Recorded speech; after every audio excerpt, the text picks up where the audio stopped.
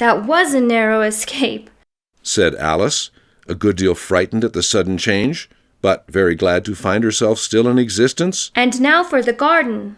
And she ran with all speed back to the little door, but alas, the little door was shut again, and the little golden key was lying on the glass table as before. "And things are worse than ever," thought the poor child. "for I never was so small as this before, never. And I declare it's too bad. That it is."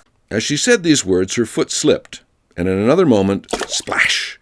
She was up to her chin in salt water. Her first idea was that she had somehow fallen into the sea. "And in that case, I can go back by railway," she said to herself. Alice had been to the seaside once in her life, and had come to the general conclusion that wherever you go on the English coast, you find a number of bathing machines in the sea, some children digging in the sand with wooden spades, then a row of lodging houses, and behind them a railway station. However, she soon made out that she was in the pool of tears which she had wept when she was 9 feet high. "I wish I hadn't cried so much," said Alice, as she swam about, trying to find her way out. "I shall be punished for it now, I suppose, by being drowned in my own tears. That will be a queer thing, to be sure.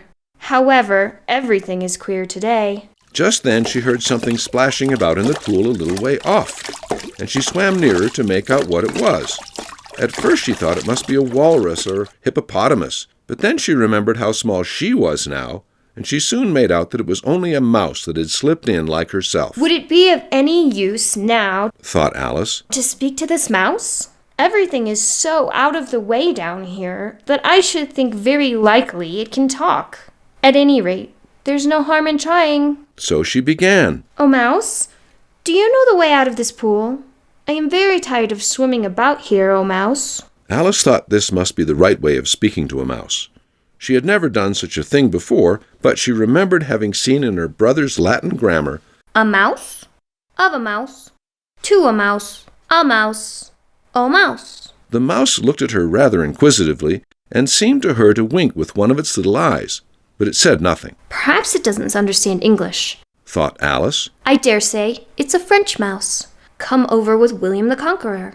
For, with all her knowledge of history, Alice had no very clear notion how long ago anything had happened. So she began again, "Où est ma chatte?" which was the first sentence in her French lesson book. The mouse gave a sudden leap out of the water and seemed to quiver all over with fright.